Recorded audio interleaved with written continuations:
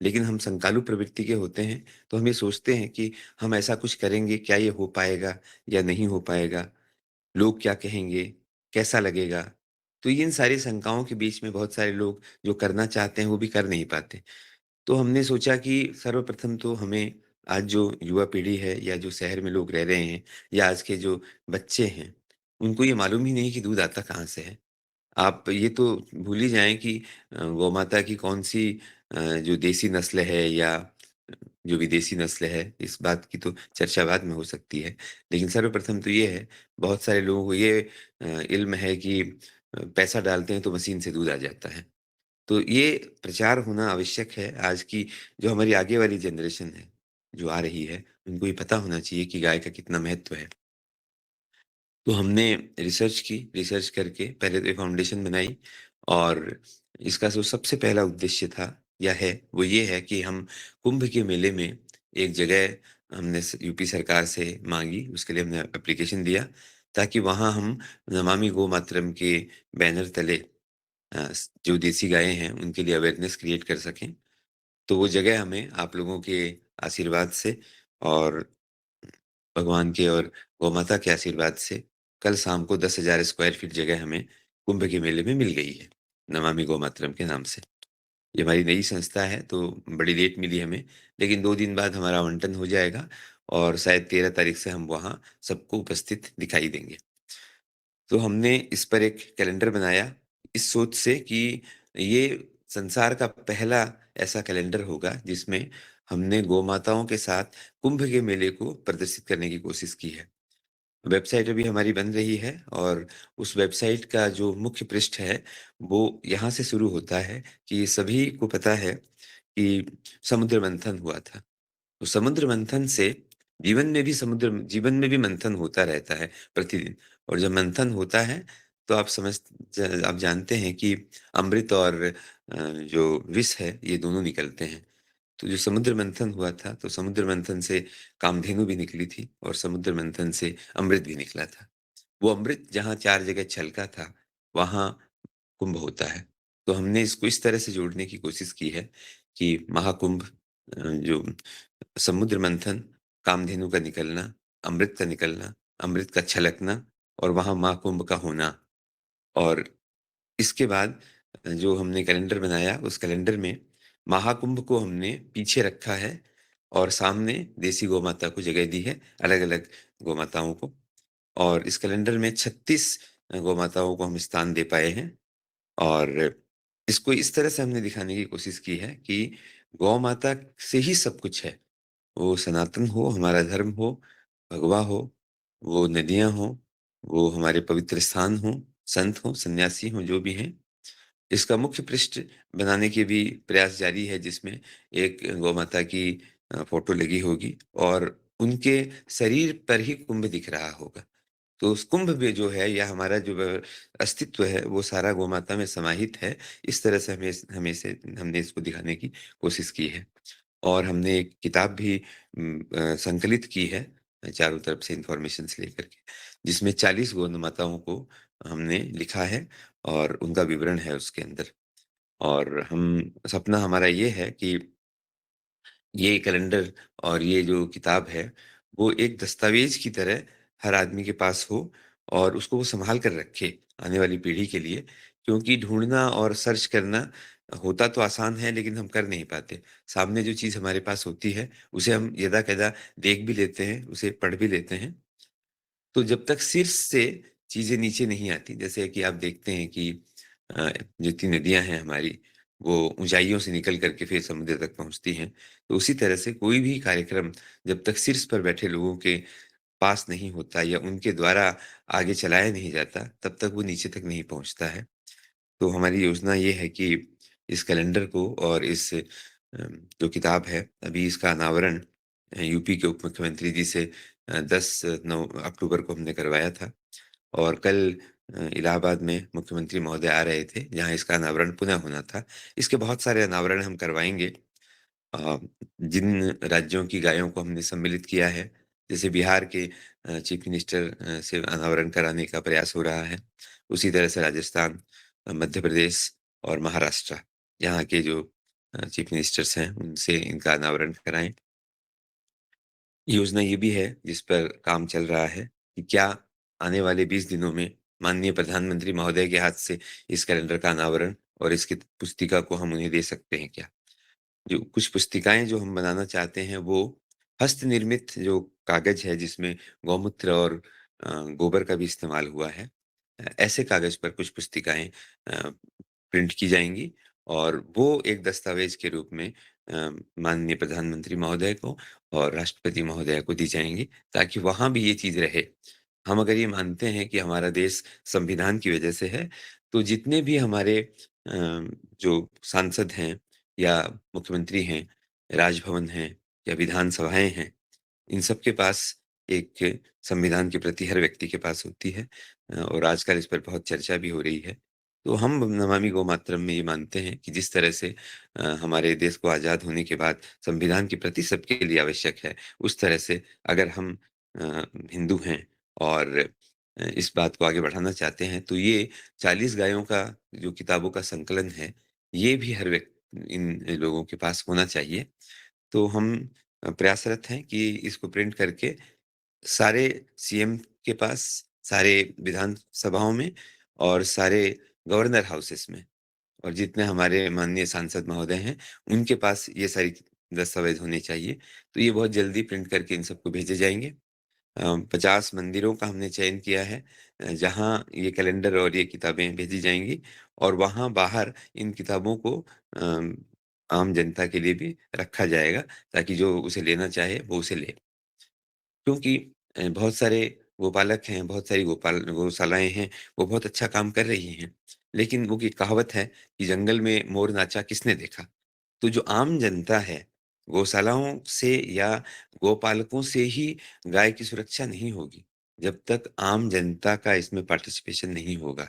जैसा कि आपने देखा 10 साल पहले जब सफाई अभियान चला था, आज आप देख रहे हैं कि सफाई बहुत है, ऐसी बात नहीं। तो उस सफाई में आम जनता का पार्टिसिपेशन है। जब तक आम जनता पार्टिसिपेट नहीं करेगी, वहाँ बहस नहीं होगी, वहाँ चर्चा नहीं होगी, तो ये जो हम गायों के संवर्धन की बात कर रहे हैं या गायों के को बचाने की बात कर रहे हैं, वो नहीं हो पाएगी। बरसों पहले आप लोगों ने देखा होगा कि बैलों से अ, जुताई होती थी या बैलों से सामान भी इधर-उधर ढोया जाता था। एक बहस चालू हो गई थी कि बैलों का रख-रखाव ढंग से नहीं हो रहा है और जो गर्दन पर बैलों के बोझ रखा जाता है, उससे वहाँ घाव हो जाता है।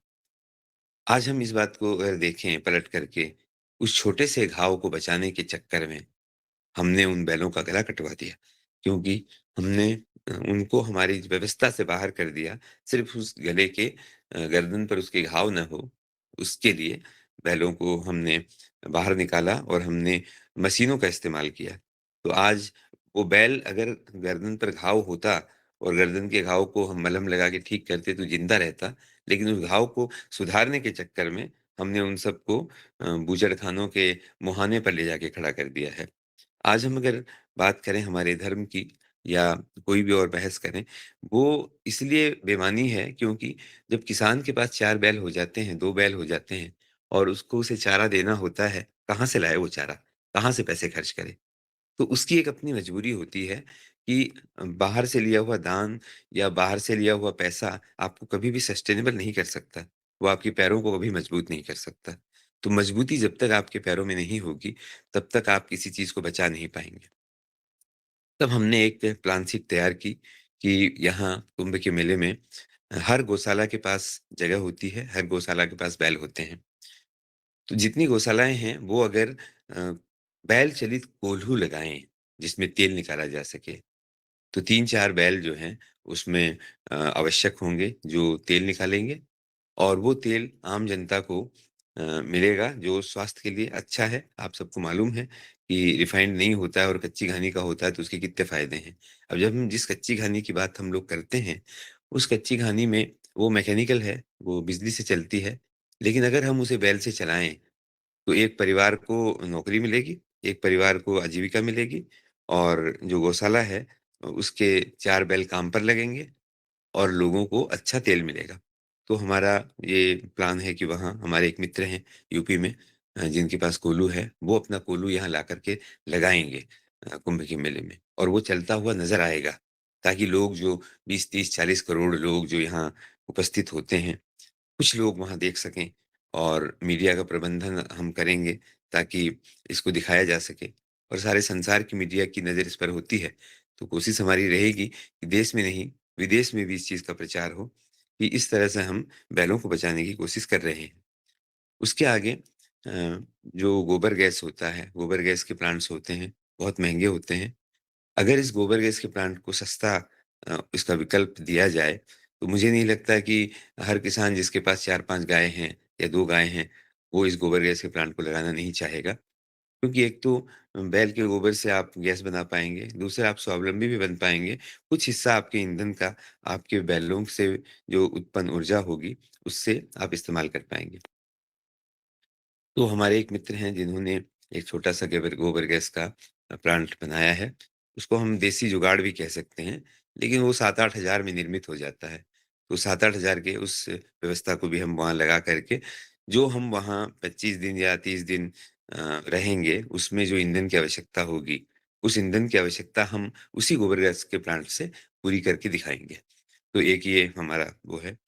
उसके बाद बहुत सारे प्रोडक्ट जो बन रहे हैं देसी गौ माता के गोबर और गौमूत्र से, उनको कैसे व्यवस्थित किया जाए? क्योंकि हर गौशाला आप जानते हैं कि अ, धूप बत्ती बनाती है। जब हम धूप बत्ती कहते हैं, तो उसका एक अलग तरह का आदर है और जब हम उसे माइक्रो हवन कहते हैं, तो उसकी अहमियत बढ़ जाती है। आप लोगों को मैं बताना चाहूँगा कि अभी 7-8 दिन पहले श्रद्धेय गुरुदेव रामदेव जी महाराज से मैं मिला था अ, योगधाम में अ, हरिद्वार में और इस कैलेंडर का अनावरण हमने रामदेव जी से भी करवाया था और वहाँ हमने ये सारी चर्चा जो मैं आपसे अब करने वाला हूँ या की है, वो सारी चर्चा उनसे की थी और उन्होंने गौ कास्ट में रुचि दिखाई थी।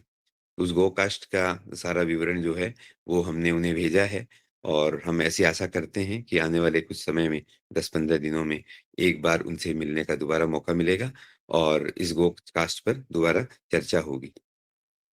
मैं आ जाता हूँ वापस जो कैसे गौशालाओं को स्वावलंबी बनाया जाए। तो जो धूप बत्ती की बात हम लोग करते हैं, तो हमने इसको प्रचारित किया जयपुर में हमारे एक मित्र हैं, जिन्होंने सड़क पर चलती हुई 3 आवारा गायों को आवारा मैं इसलिए कह रहा हूँ क्योंकि वो देख-रेख नहीं करते, लोग छोड़ देते हैं। तो उनको उन्होंने अपने जगह स्थान दिया अपने खेत में और ये बात हो गई इसका तकरीबन 10 साल पुरानी।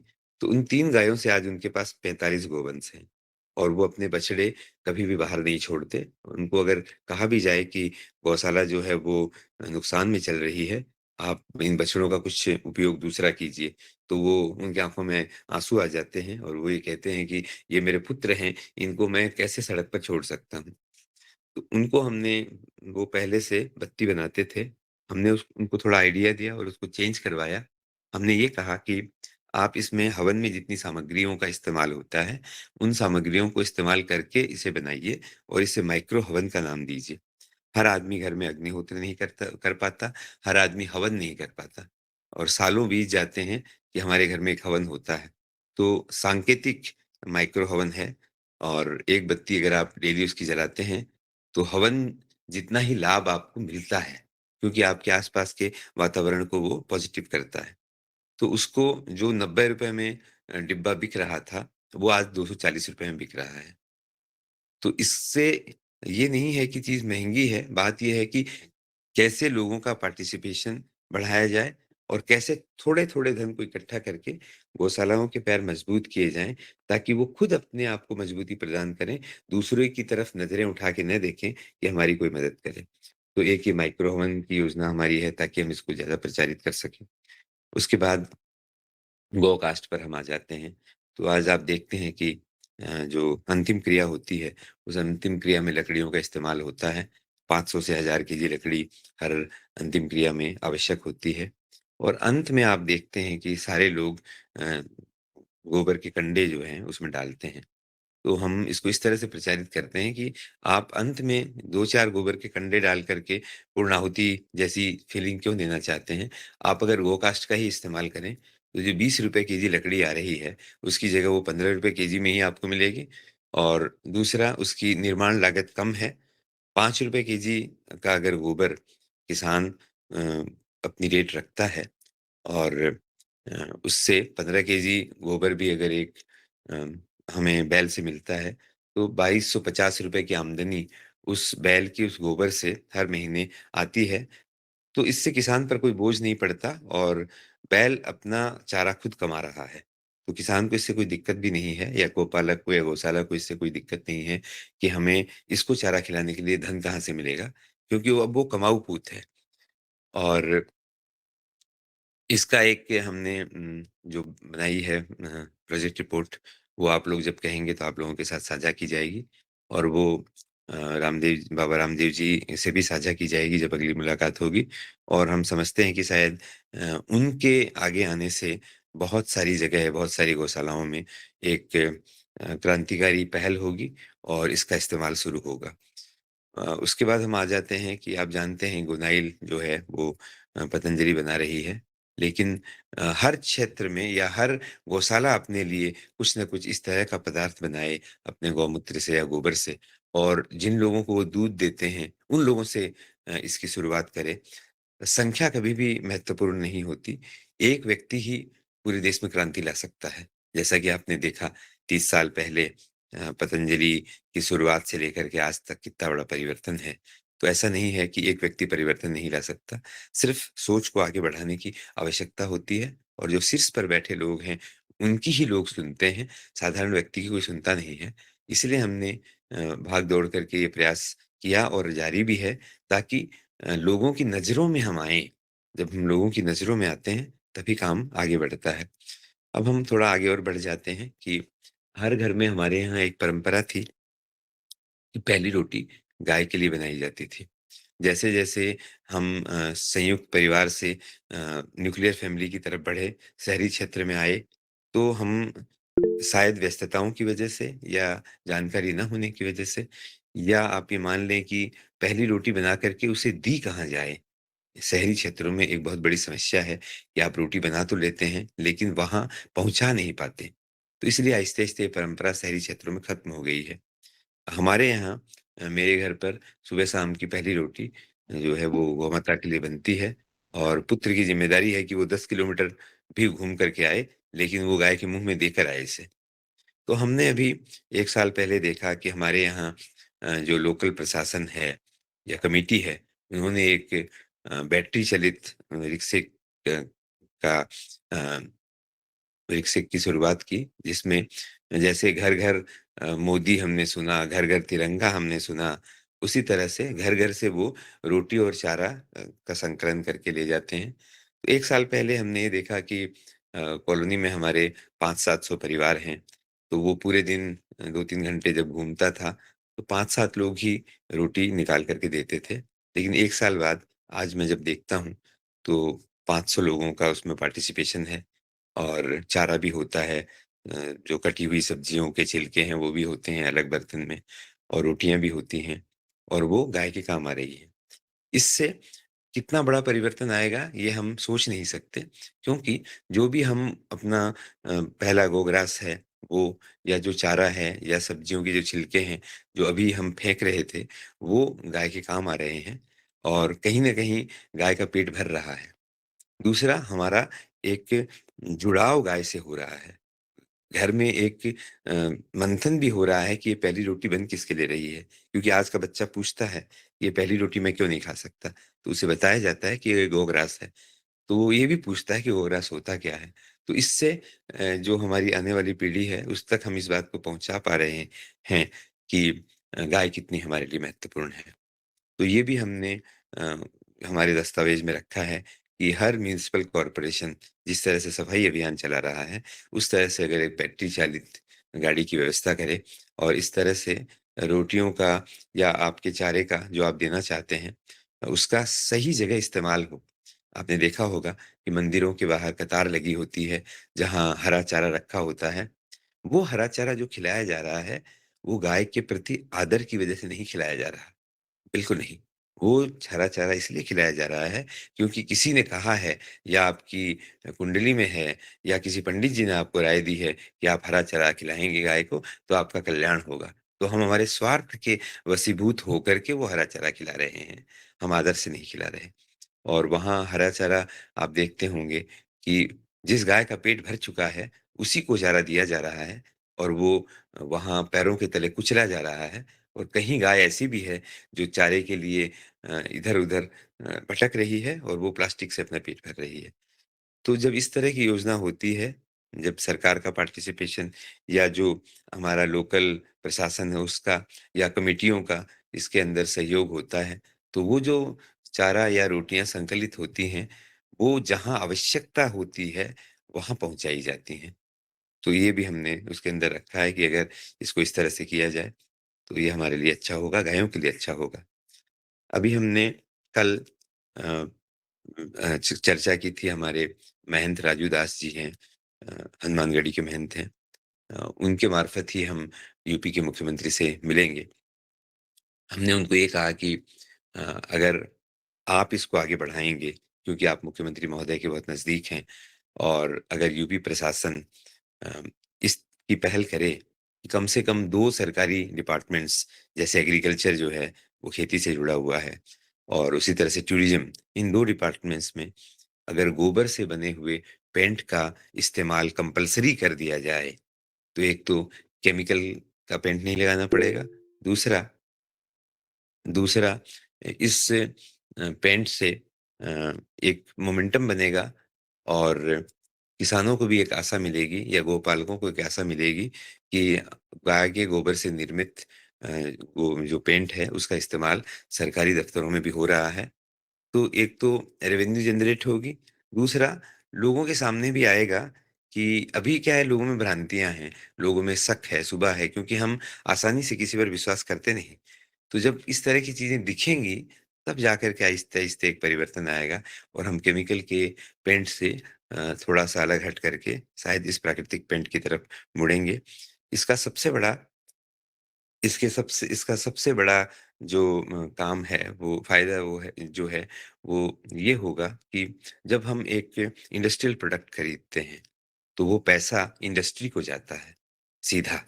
उस पैसे में किसान की कोई सहभागिता नहीं है। लेकिन जब हम गोबर से निर्मित पेंट खरीदते हैं, तो आपका दिया हुआ पैसा कहीं न कहीं गाय को बैल को बचाने के काम आता है। कहीं न कहीं उस गौशाला को या उस गोपालक को स्वावलंबी बनाने के काम आता है। तो ये पुण्य कार्य है। तो हमारे महंत श्री राजूदास जी ने इसमें रुचि दिखाई और उन्होंने मुझे कहा कि अगली बार जब मुख्यमंत्री महोदय हनुमानगढ़ी आएँगे, तो आपको पहले सूचित किया जाएगा, आप वहाँ आइए और ये सारी प्रोजेक्ट रिपोर्ट पर चर्चा कीजिए मेरे साथ। हम अयोध्या में पहला ऐसा प्लांट लगाना चाहते हैं, जहाँ गोबर से निर्मित पेंट का निर्माण हो। गोबर से निर्मित पेंट का बहुत सारी जगहों पर निर्माण हो रहा है, लेकिन होने से वही बात है, जानने और मानने में बड़ा फ़र्क है।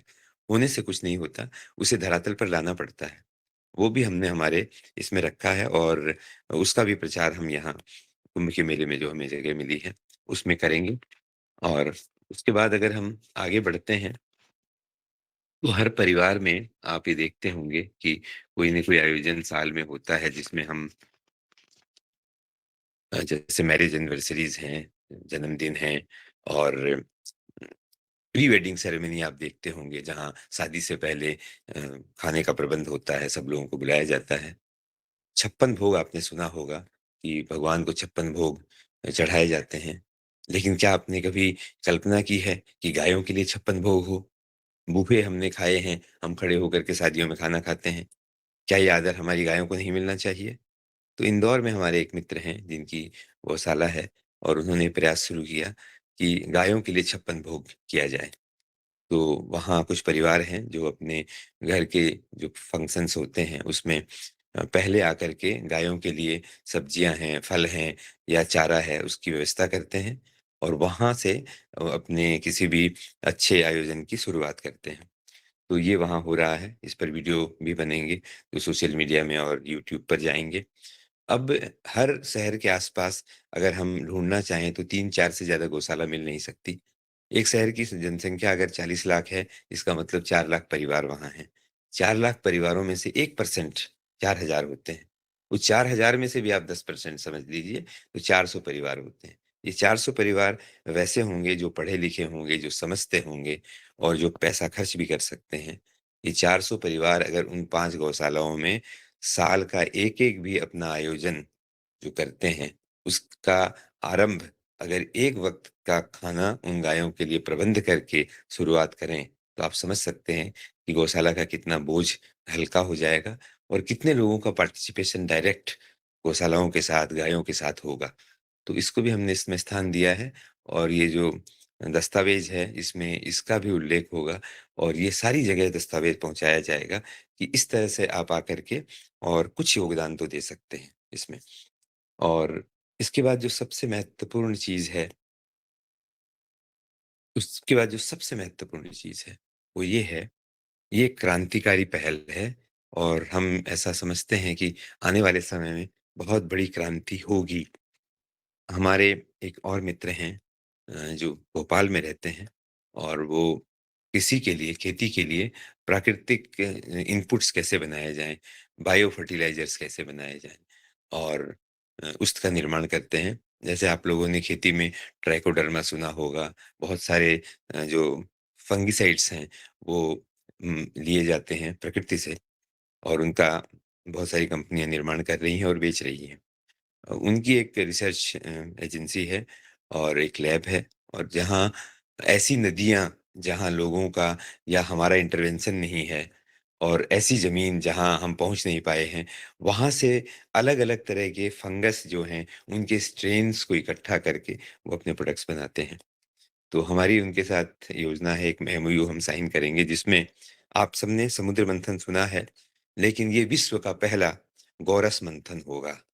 जो वहाँ कुंभ में किया जाएगा, जिसके लिए 40 जो हमारी गौ-माताएँ हैं, उन गौ-माताओं का पूरे देश से अ, जहाँ-जहाँ भी वो हैं, वहाँ से गोबर और गौमूत्र का संकलन किया जाएगा और उस गोबर और गौमूत्र को मिला कर के जो फाइनल प्रोडक्ट बनेगा, जो आखिरी में जो आएगा सबके गोबर और गौमूत्र को मिला करके, उसको एक लाइफोलाइज़ेशन टेक्नोलॉजी होती है, उस लाइफोलाइज़ेशन टेक्नोलॉजी से उसको प्रिज़र्व किया जाएगा और उसकी शेल्फ लाइफ 100 साल होती है।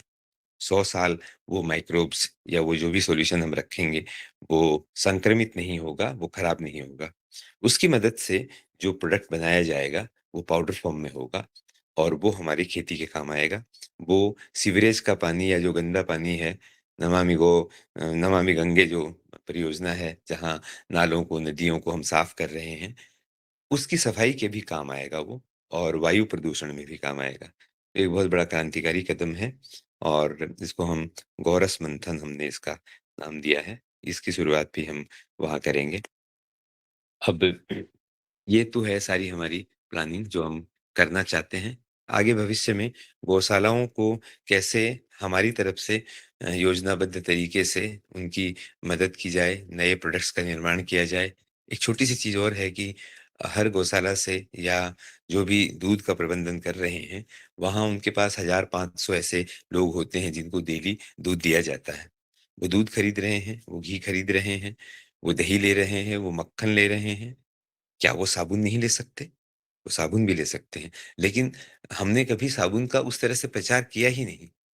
तो अगर पंचगव्य से बनी हुई साबुन हमने बहुत सारे लोगों को ये कहा है जो गाय का काम करते हैं कि आपसे नहीं होता है तो हम हैं आपके लिए। हम आपके दरवाजे पर आकर के, आपके गौशाला में आकर के वो हिंदुस्तान के किसी भी कोने में क्यों ना हो, हम एक ट्रायल के रूप में साबुन बना कर के आपको दिखाते हैं। और उस साबुन को आप अपने जो भी दूध जिनको देते हैं, उनको प्रचारित कीजिए। एक व्यक्ति अगर 1 महीने में 2 साबुन भी लेता है, तो आपको ₹200 की साबुन आपकी बिकती है। 500 लोगों को अगर आप दूध देते हैं, तो 1 लाख रुपए की साबुन आप हर महीने बेच पाते हैं। उस 1 लाख का बहुत बड़ा हिस्सा आपकी आमदनी है, जो आपको स्वावलंबी बनाने में काम आती है। वो ऐसा नहीं है कि पंचगव्य साबुन बन नहीं रही या बिक नहीं रही।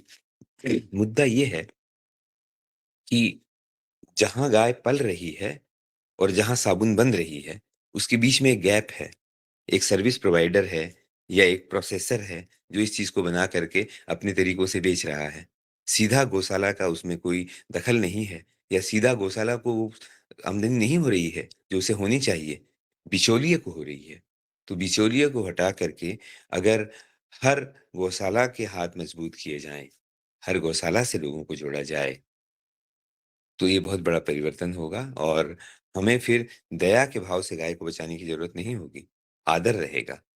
तो इसी क्रम में हमने इस कैलेंडर का भी निर्माण किया है और हमने सबका आह्वान किया भी है और यहाँ भी हम सबका आह्वान करते हैं कि ये जो कैलेंडर हमने बनाया है अ, अगर आप लोग इस कैलेंडर को प्रचारित करेंगे, तो ये मुहिम और आगे बढ़ेगी और जहाँ कहीं भी इस कैलेंडर की आवश्यकता हो, तो इसकी एक सहयोग राशि रखी गई है और इस सहयोग राशि को आप दे कर के इस कैलेंडर को ले सकते हैं और अगर हम एफपीओ हैं, तो एफपीओ में 1500 सदस्य होते हैं और एफपीओ अगर चाहे या कोई भी संस्था अगर चाहे कि कैलेंडर के ऊपर हमारा नाम होना चाहिए या हमारा एडवर्टाइज़मेंट भी होना चाहिए, तो उसकी व्यवस्था भी है कि आप अपना नाम भी उस पर डलवा सकते हैं और उसको अपने सदस्यों को दे सकते हैं या जहाँ भी को लगे कि आप हमारे हाथों को मजबूत कर सकते हैं, वहाँ हमारा सबको आह्वान है कि आप लोग आगे आइए और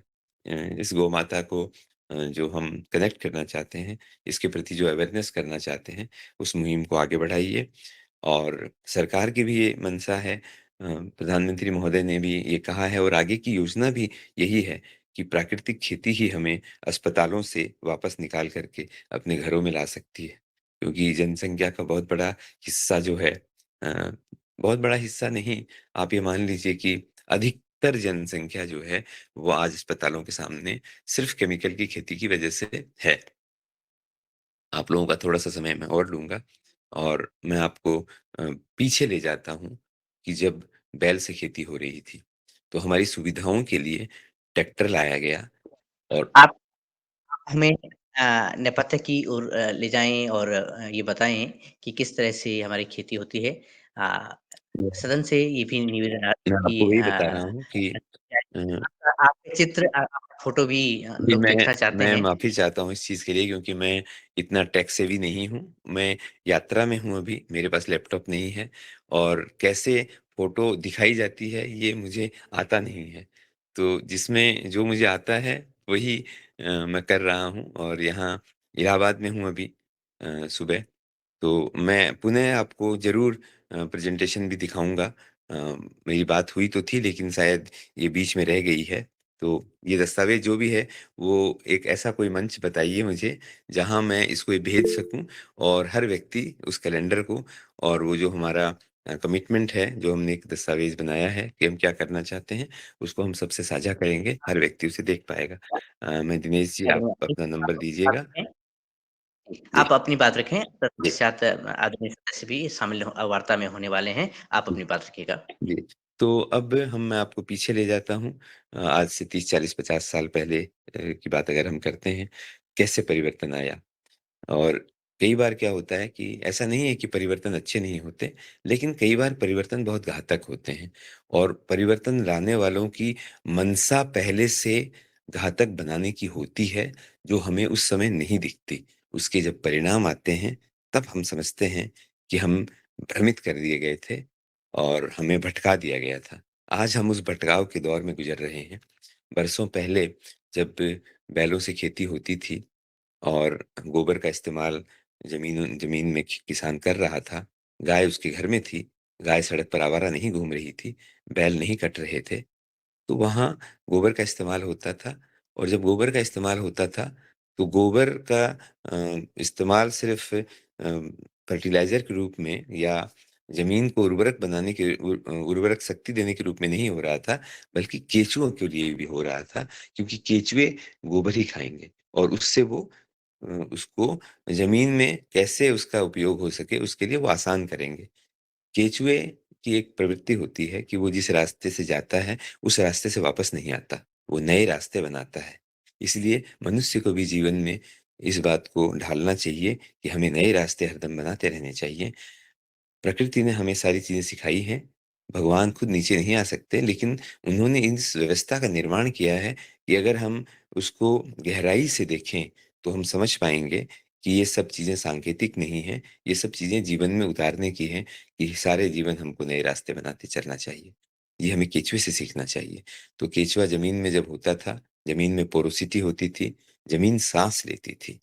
आज ज़मीन साँस नहीं ले रही है, हमारा दम घुट रहा है, ज़मीन का दम तो बहुत पहले घुट चुका है। तो जब पोरोसिटी थी, बारिश होती थी, तो बारिश का पानी ज़मीन के नीचे जाता था और हमारा ग्राउंड वाटर रिचार्ज होता था। आज पोरोसिटी इसलिए नहीं है क्योंकि हम गोबर का इस्तेमाल नहीं कर रहे। तो बहुत सारी ज़मीन आपने ऐसी देखी होंगी कि जहाँ सारी साल बारिश होने पर भी केचुआ दिखाई नहीं देता।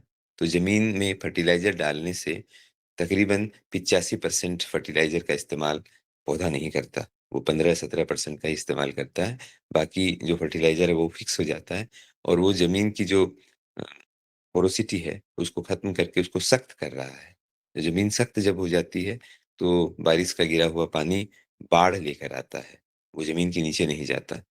तो वो पानी अपने जब बहता है तो ज़मीन की जो ऊपर की लेयर जो सबसे फर्टाइल होती है, उसको अपने साथ कहीं और ले जाता है।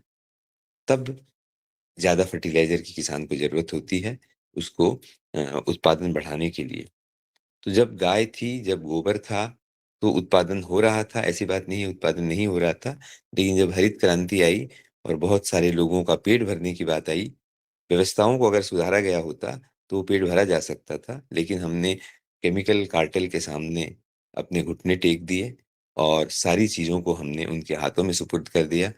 हर किसान अपने बीजों को सँभाल के रखता था और उन बीजों से सैकड़ों सालों से खेती हो रही थी, जो देसी बीज थे, उनसे इन कंपनियों ने हमें विमुख किया और खेती में अब जो बीजों का इस्तेमाल हो रहा है, वो 1 साल का ही है। आपने आज गेहूँ लगाए, अगली बार फिर आप दुकान में गेहूँ लेने जाते हैं, तो हमने हमारे हाथ काट लिए खुद। किसान खुद अपना बीज संकलित नहीं करता।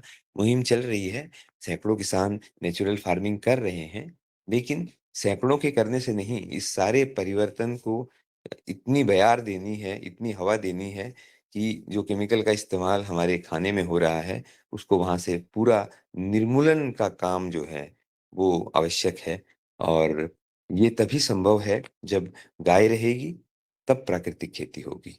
गाय होगी तो प्राकृतिक खेती होगी। तो प्राकृतिक खेती और गाय एक-दूसरे के पूरक हैं और ये हमारे जीवन के लिए बहुत आवश्यक है।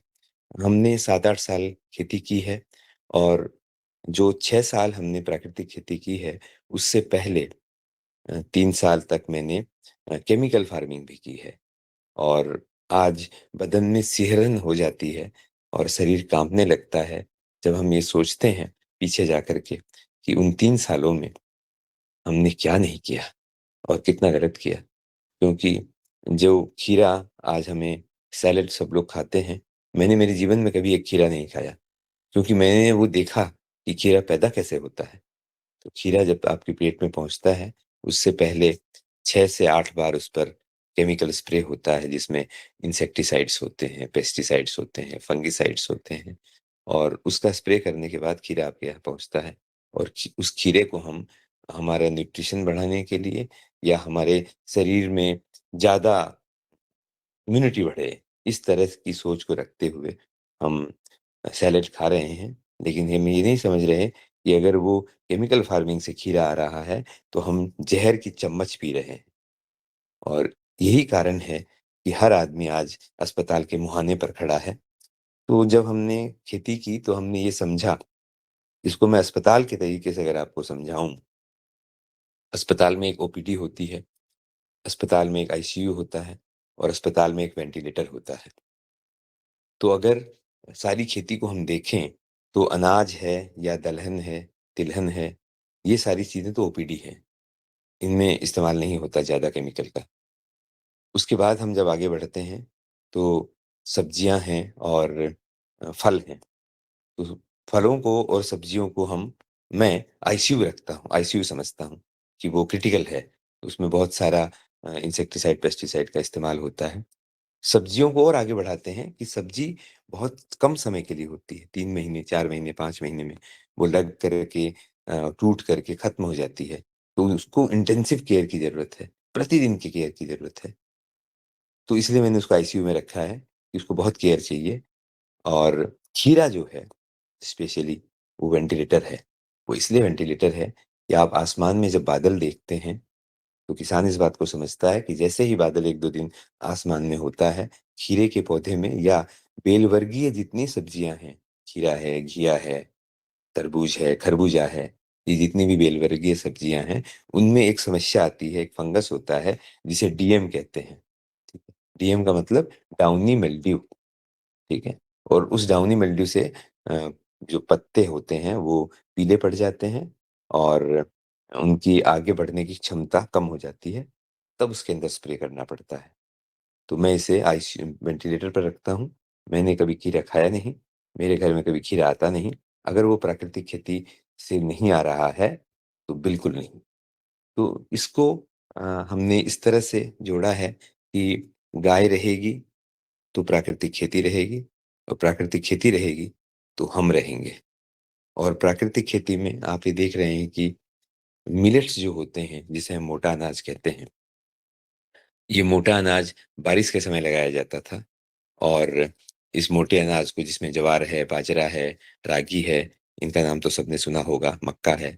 कुछ और भी हैं, जैसे सावा के चावल हैं और कोडो मिलेट है, बर्नयार्ड मिलेट है, फॉक्सटेल मिलेट है।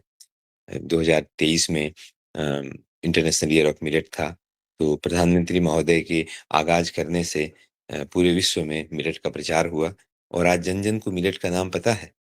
क्यों हम प्रधानमंत्री महोदय से इस कैलेंडर का या इस पुस्तिका का अनावरण कराना चाहते हैं? उसका कारण ये है कि अगर प्रधानमंत्री महोदय इसको करते हैं और वो इसको किसी चर्चा में सम्मिलित करते हैं, तो देश का जन-जन इस बात को सुनेगा और देश के जन-जन के मन में एक भावना उत्पन्न होगी कि हमें गायों के बारे में कुछ करना चाहिए।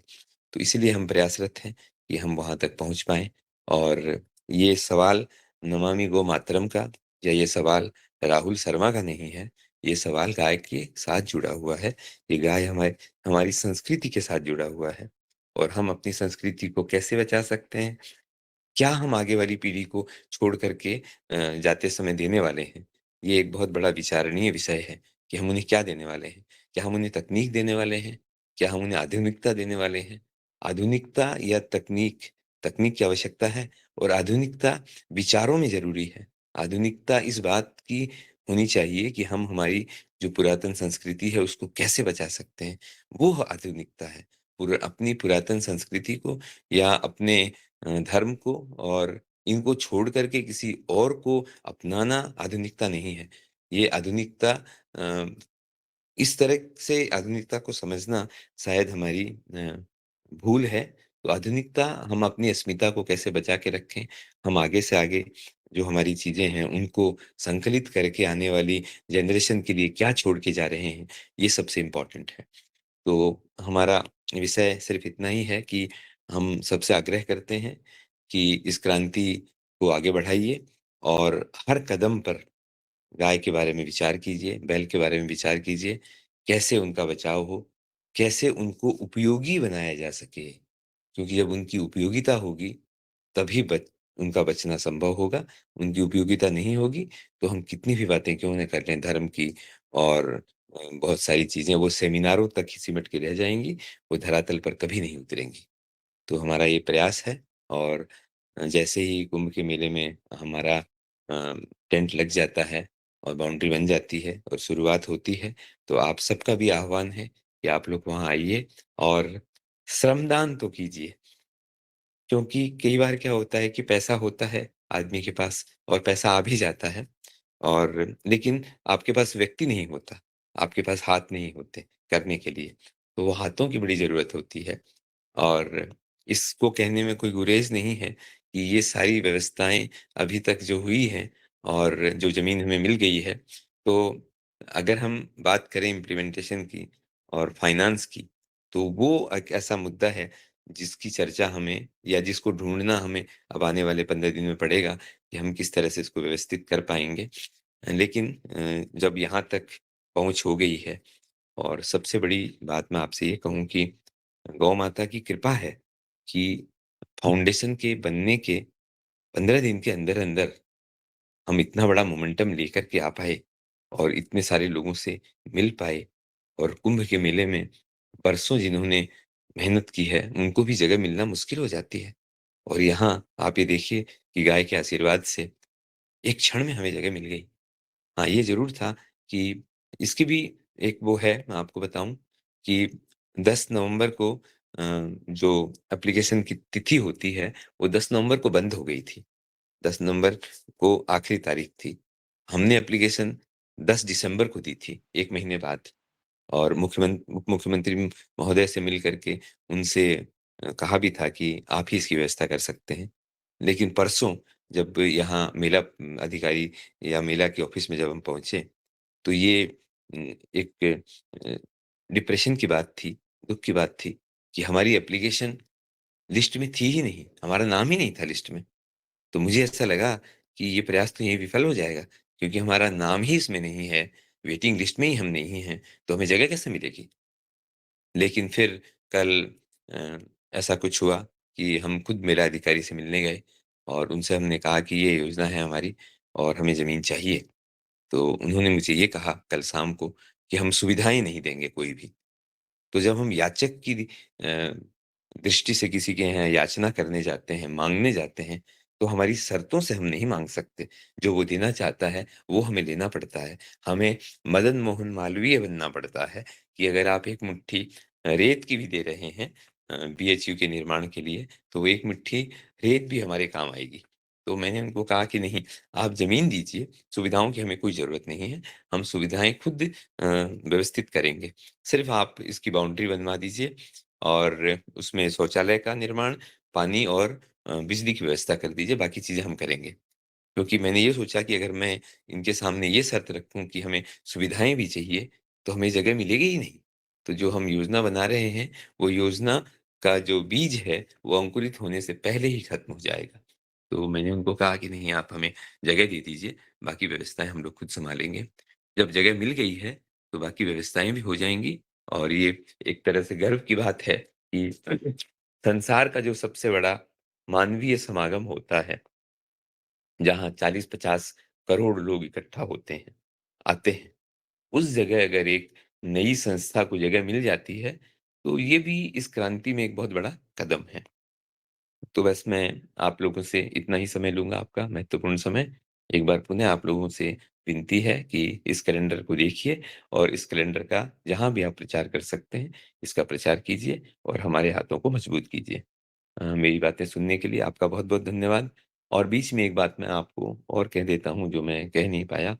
2023 में जब मिलेट ईयर का आगाज़ हुआ, तो हमने विश्व का पहला मिलेट का शरबत और मिलेट का ड्रिंक बनाया और वो मिलेट का ड्रिंक जो है वो अ, परम आदरणीय बाबा रामदेव जी को अभी मैंने मुलाकात में दिया था और उनको मैंने कहा था कि ये बाजरे से, ज्वार से, रागी से हम अलग-अलग तरह के ड्रिंक बनाते हैं और ये विश्व के पहले ड्रिंक हैं।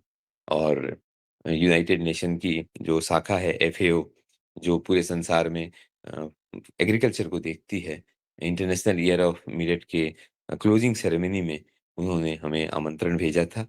हम इनवाइटेड थे, इन्विटेशन हमें मिला था कि आप यहाँ आइए और पूरे संसार को ये चीज़ दिखाइए। तो हमने मिलेट को जन-जन तक पहुँचाने की कोशिश की है और इस समागम में जितने दिन भी हम यहाँ रहेंगे, हमारी योजना ये है कि मिलेट से ही खाना बने और मिलेट ही सबको परोसा जाए और मिलेट का प्रचार भी, प्राकृतिक खेती का प्रचार भी और गौ माता की अवेयरनेस भी यहाँ की जाए।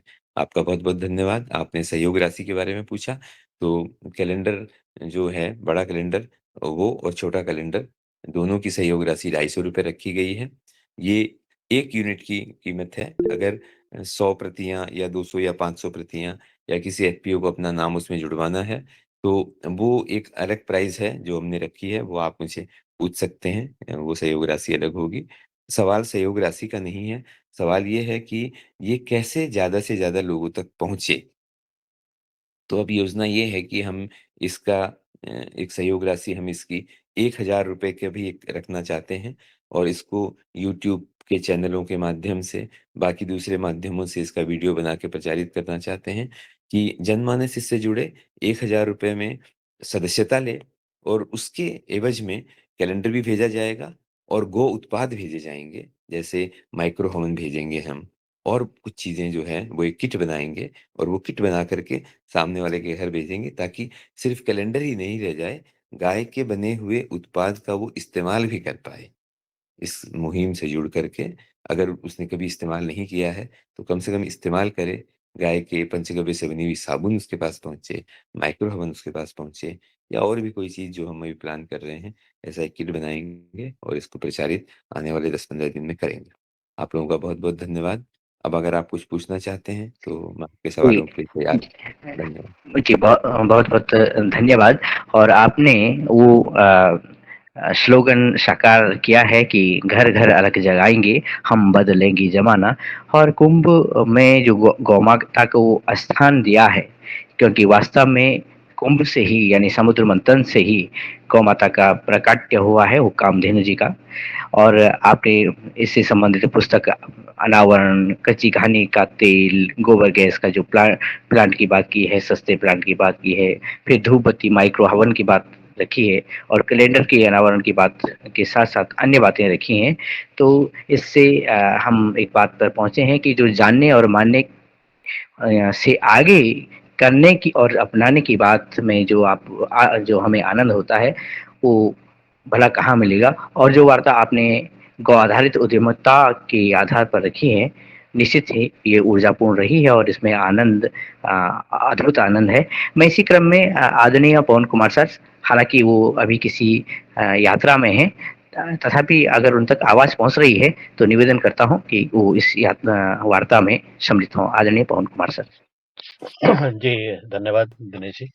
आज के हमारे मुख्य वक्ता राहुल जी का बहुत ही सुंदर प्रस्तुतिकरण और उनके सारा अनुभव जो उन्होंने आज शेयर किया है, मुझे लगता है कि इस योगाहार के जो कार्यक्रम है, उसमें एक और 4 चाँद लग गए हैं, क्योंकि चर्चाएँ हमने पहले भी की थी, लेकिन समग्र रूप से आज चर्चा जो हुई है और जो बातें आपने बताई है, अपना विज़न दिया है, तो मेरी जब आपसे मुलाकात हुई थी, ये बाकी सदस्य जो हमारे योगार के हैं, तो इनसे जब मुलाकात हुई, जब पतंजलि में आप आए थे, मैं पहली दृष्टि में ही समझ गया कि आपकी जो क्षमताएँ हैं, आपकी जो कैपेबिलिटीज़ हैं, वो अपने प्रोडक्ट को मार्केट करने में इतनी असीम है कि इससे हम योगाहार के सदस्य बहुत कुछ सीख सकते हैं।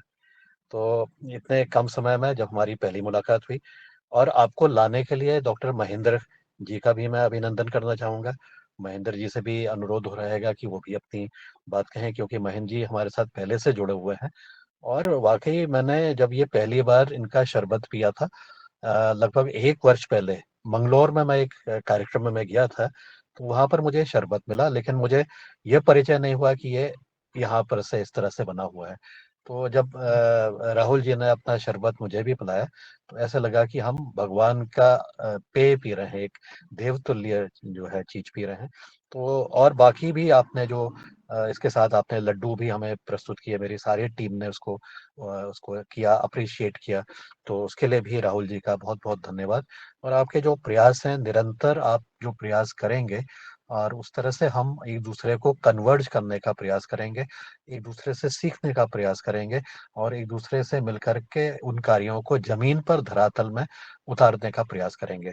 तो मुझे लगता है कि हमारे साथियों को बहुत सारे आइडियाज़, विचार आ रहे होंगे और आने वाले दिनों पर यदि आवश्यकता हुई तो हम पुनः एक बार फिर से इस विषय पर चर्चा करते हुए और दूसरी महत्वपूर्ण बात ये है कि जो ये कुंभ हो रहा है, ये साधारण कुंभ नहीं है, ये महाकुंभ है, जो 144 वर्ष के बाद आ रहा है।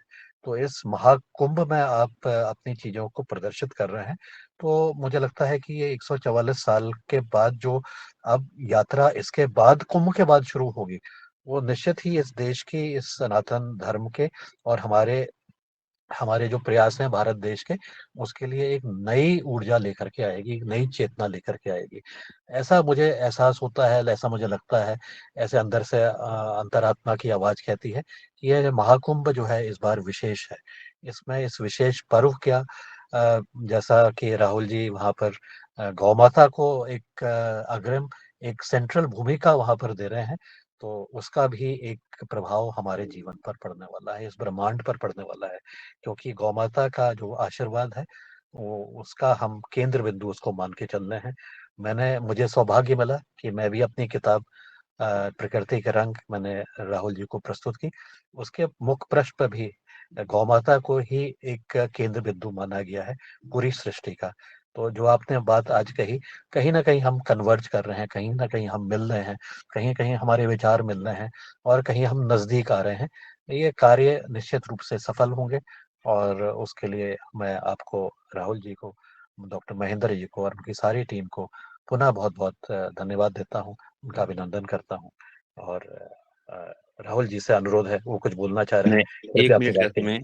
और जी, लूँगा आपसे। एक बात मैं और बताना चाहता हूँ, जहाँ भी मैं किसानों से मिलता हूँ, जहाँ भी मैं एंटरप्रेन्योर से मिलता हूँ, ये बात मैं ज़रूर कहता हूँ कि देखिए, जो हमारी जो अंडरस्टैंडिंग होती है, हम एक बाउंड्री में फँसे होते हैं और हम कई बार आत्मनिर्णय नहीं कर पाते। तो मैं थोड़ा-सा अपने बारे में आप लोगों को बताता हूँ कि 2018 में सब कुछ समाप्त होने के बाद, जब चारों तरफ अंधकार था और ये नहीं लग रहा था कि मैं जीवन में कुछ कर पाऊँगा, तब मुझे ये एहसास हुआ कि अ, हमारे यहाँ किसान आत्महत्या क्यों करता है? वो किसान आत्महत्या इसीलिए करता है क्योंकि वो केमिकल फार्मिंग कर रहा है, इनपुट ज़्यादा से ज़्यादा देने पड़ रहे हैं और प्रोडक्टिविटी कम हो रही है क्योंकि ज़मीन मर रही है, ज़मीन खत्म हो रही है। मेरे साथ भी वही हो रहा था और एक बहुत बड़े नुकसान को देखने के बाद 2018 में एक ही रास्ता बच गया था कि जो सारे किसान कर रहे हैं महाराष्ट्र में और बहुत जगह, वो मैं करूँ, ऐसा मैंने सोचा।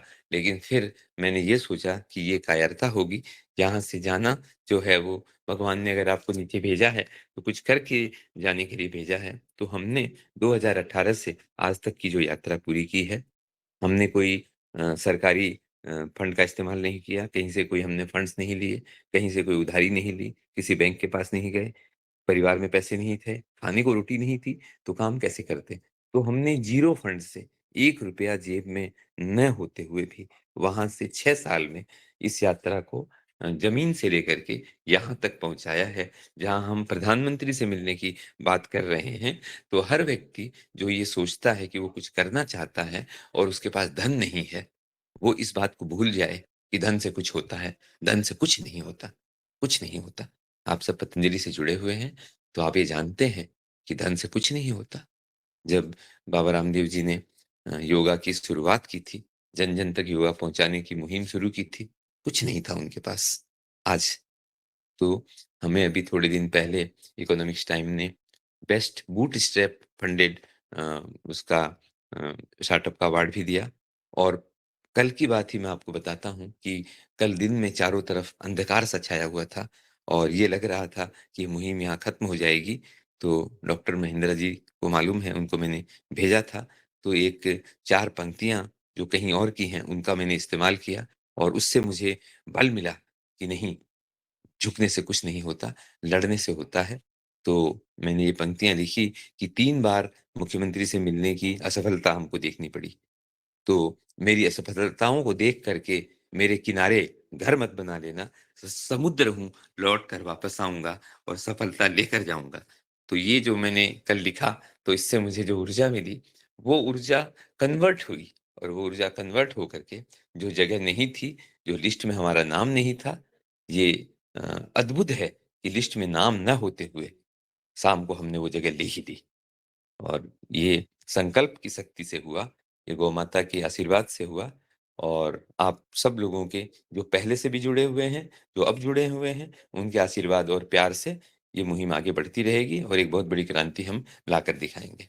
बहुत-बहुत धन्यवाद। आप लोग कुछ पूछना चाहते हैं तो पूछ सकते हैं।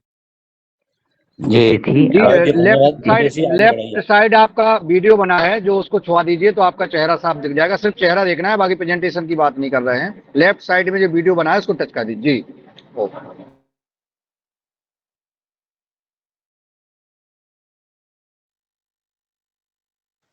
जी, जी, धन्यवाद राहुल जी, धन्यवाद आपको, बहुत-बहुत धन्यवाद।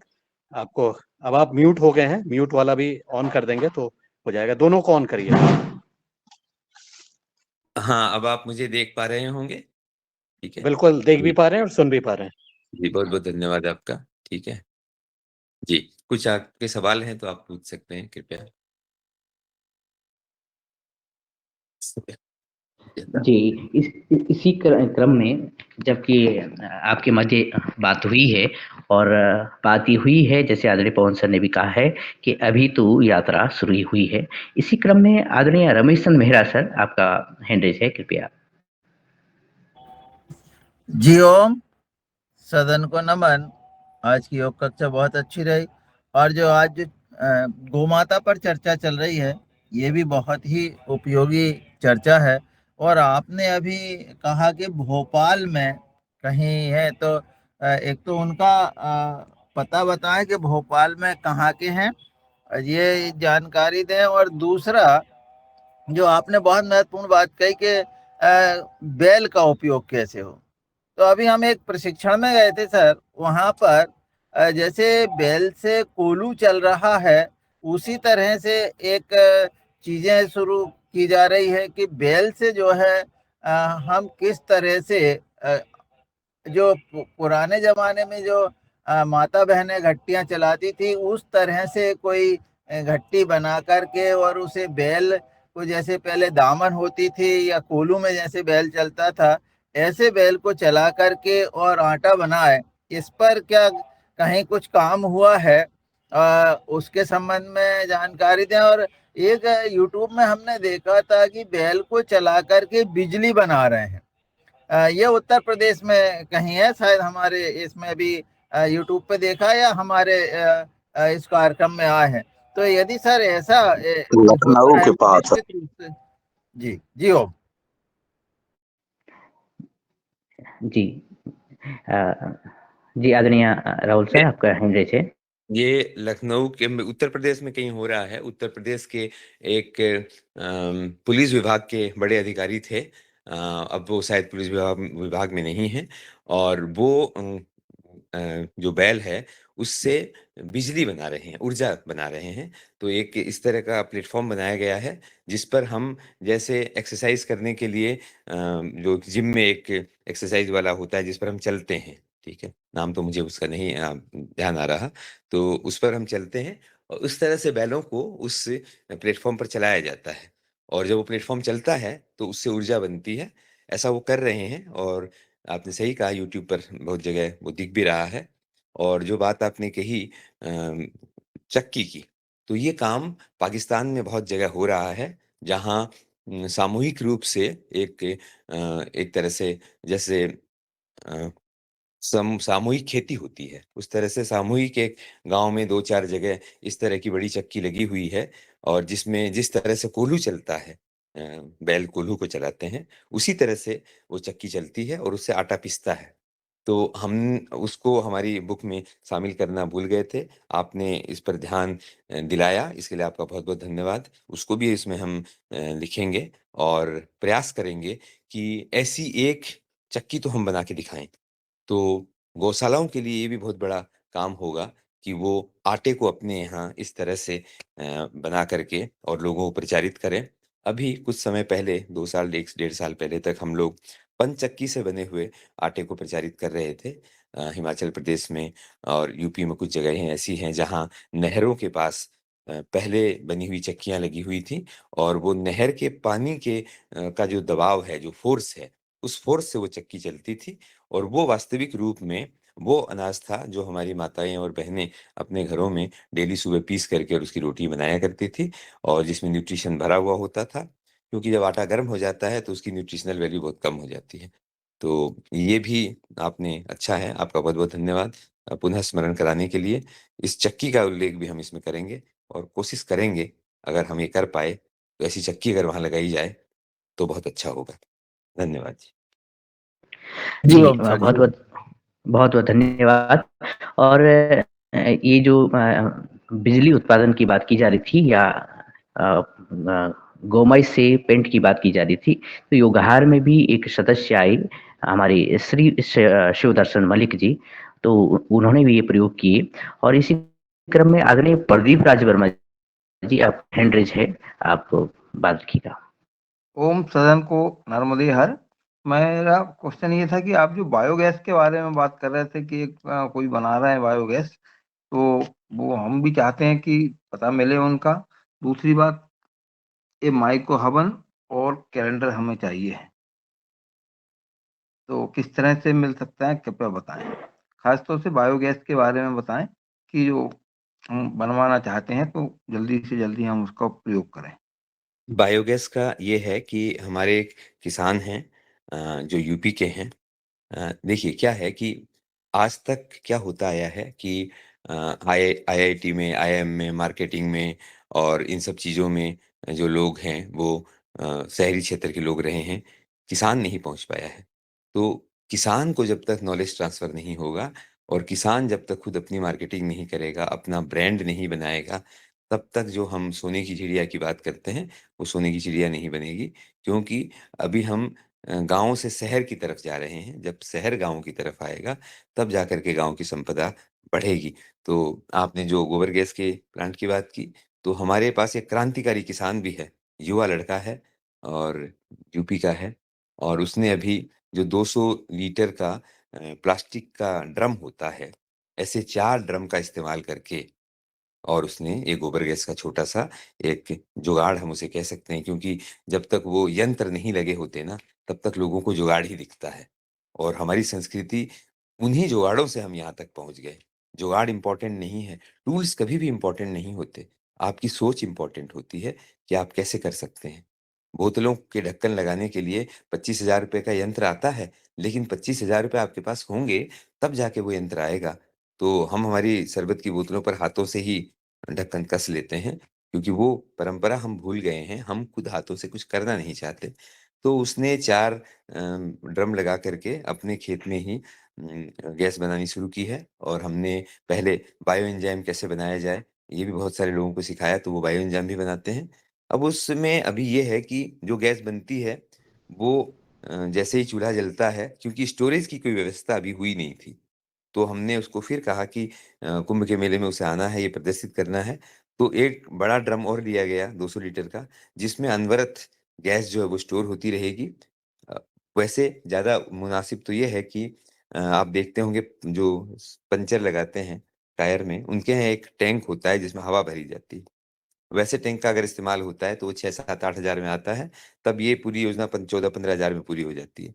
लेकिन हमारे किसान का ये रुझान था कि नहीं इसको ज़्यादा महँगा ना करके एक ड्रम और लगा दिया जाए और उस ड्रम में उस गैस को इकट्ठा किया जाए और उसके बाद उसका उपयोग किया जाए। तो इस पर काम चल रहा है कि ड्रम कितने दिनों में भरता है और फिर उस ड्रम में जो गैस है, उसको हम कितने घंटे इस्तेमाल कर सकते हैं, क्योंकि तब वो योजना मूर्त रूप लेगी।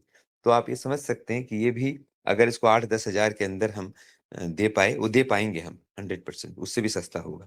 दे पाए तो ये एक बहुत बड़ा कदम होगा और हर आदमी इसे लगाना चाहेगा। हमने तो यहाँ तक भी कहा कि क्या ऐसी कोई पॉलिसी है सरकार की कि गौशाला अपने यहाँ ऐसा संयंत्र लगाए और उससे जो गैस निर्मित हो, उस गैस को क्या सिलेंडर में भरा जा सकता है? और सिलेंडर में भर के क्या उसका इस्तेमाल हो सकता है? ठीक है? पब्लिक के द्वारा। ऐसा अगर कुछ है, इसकी फाइंडिंग भी करेंगे और अगर ऐसा कुछ होता है तो ये बहुत बड़ा कदम होगा।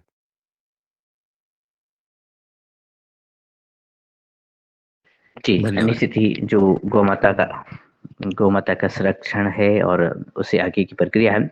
इसी क्रम में हमारे योगहार के सदस्य आदरणीय रोमी राम जायसवाल जी भी इस कार्य में आगे लगे हुए हैं और उन्होंने सैकड़ों ऐसी गायों को जिन्हें अनाथ कहा जाता है, उनको अच्छे हाथों में पालन-पोषण करके अच्छे हाथों में दिया और आज भी उनकी गौशाला में सैकड़ों गाय हैं। तो ऐसे गौ प्रेमियों को नमन है। इसी क्रम में सिंगोरिया एंटरप्राइजेज़ आपका हैंडल है। जी, संपर्क सूत्र चाहिए था राहुल जी का। तो निवेदन है कि वो अगर संपर्क सूत्र चैट बॉक्स में डालें तो ज़्यादा अच्छा रहेगा। आदरणीय अर्चित तिवारी जी।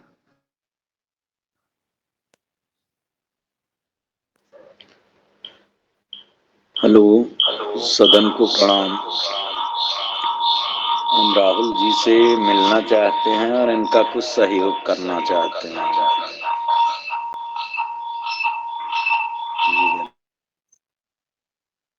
जी, निश्चित ही अब आप संपर्क साधें और ये चैट बॉक्स के माध्यम से भी और अन्य माध्यमों से भी ये संपर्क हो सकेगा। आदरणीय सीएम राय सर। जी ओम, सदन को प्रणाम। आपने इस मुहिम के बारे में बताया, जिसे बहुत अच्छा लगा और मैं चाहता हूँ कि इसकी सदस्यता कैसे ली जाए, इसका कुछ बता दें कि क्या करना हो। जी, जी, आदरणीय ओम। राहुल शर्मा जी, आप म्यूट हैं, अनम्यूट हो जाइएगा। नमस्कार जी। मैं अभी आपको हमारा जो संपर्क नंबर है वो आपको अभी चैट बॉक्स में दे देता हूँ। आप व्हाट्सएप पर मैसेज करके जो भी आगे की जानकारी है प्राप्त करना चाहते हैं, वो आपको पूर्ण जानकारी दी जाएगी। और आपका बहुत-बहुत धन्यवाद कि आपने सहयोग के लिए आगे बढ़ कर के रुचि दिखाई है। और थोड़ा-सा इंतज़ार कीजिए, मैं सारी इन्फॉर्मेशन आपको वहाँ डालता हूँ। और एक ऐसा कोई नंबर बताइए जिस पर जो भी कैलेंडर की प्रति देखना चाहते हैं, वो हम भेज सकें। और उसे फिर आप लोग देखिए। और जो व्हाट्सएप नंबर आपको हम देते हैं, उस पर आप पूछ सकते हैं बाद में कि कैसे भेजा जाएगा और क्या योजना होगी। धन्यवाद। जी, जी आदरणीय, आप अपना नंबर डालें और आदरणीय पवन कुमार सर को ही प्रेषित करें, तो ग्रुप के माध्यम से सभी देख पाएँगे। इसी क्रम में आदरणीय प्रणाली मराठी जी, आपका हैंड रेज़ है, कृपया। ओम, सदन को सादर वंदन प्रणाम। बहुत धन्यता हुई आज का कार्यक्रम सुन के। राहुल जी का जो कार्य चल रहा है वो बहुत बड़ा है और उससे प्रेरणा मिलती है। तो मुझे भी लगता है कि आप जो कार्य कर रहे हैं उसमें जो कैलेंडर के बारे में बताया उसमें थोड़ा सा सहयोग दे दूं और आगे आगे आगे देखेंगे जो कुछ सहयोग करने को तो मन तो है। ओम, वक्त को देखकर मैं मेरी बात को जान देती हूँ। ओम प्रणाम। जी, आगे-आगे होता है क्या, क्योंकि यात्रा तो अभी शुरू हुई है और हम जब आगे बढ़ रहे हैं तो शुभ ही शुभ होगा। आदरणीय भुवनेश्वर दुबे जी, आपका हैंड रेज़ था।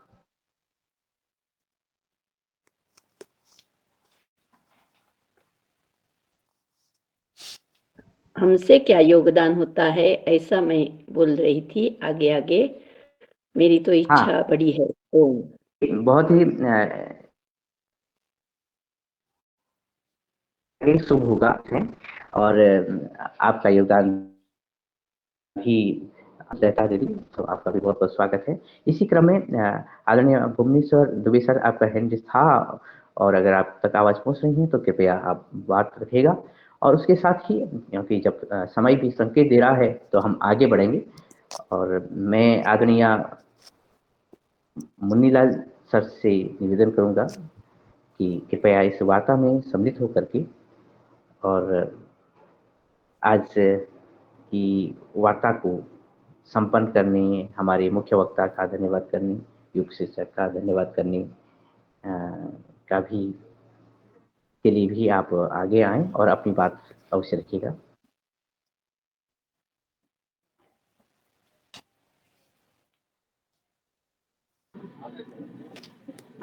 जी, आदरणीय भ्राता जी, प्रणाम।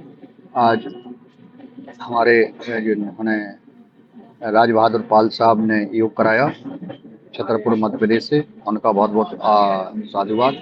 और आज हमारे आदरणीय राहुल शर्मा जी, जिनको हम गोपाल कहेंगे, और उन्होंने आज योगाहार कार्यक्रम में अपना अमूल्य समय दे करके और गाय माता को कैसे बचाया जा सकता है, गाय माता का हम गौशालाओं का संचालन कैसे करेंगे, उनके प्रोडक्ट कैसे बनेंगे और तमाम विभिन्न प्रजातियों की हमारी गाय माता का जो कुंभ में दर्शन लगा रहे हैं, प्रदर्शनी लगा रहे हैं, जिससे हमारे देशवासी प्रेरित होंगे। मैं आदरणीय पवन कुमार जी सहित सभी का धन्यवाद देता हूं कि आज राहुल शर्मा जी को इस कार्यक्रम में जोड़ा। मैं उपस्थित सभी महानुभावों का भी धन्यवाद ज्ञापित करता हूं कि जो इस कार्यक्रम में जुड़ करके और इस मुहिम को आगे बढ़ा रहे हैं, जन कल्याण के लिए, देश सेवा के लिए लगे इस योगाहार कार्यक्रम को सफल बनाने के लिए सबका आभार, सबका धन्यवाद, सादर प्रणाम। ओम। जी आदरणीय, आपका भी बहुत-बहुत धन्यवाद।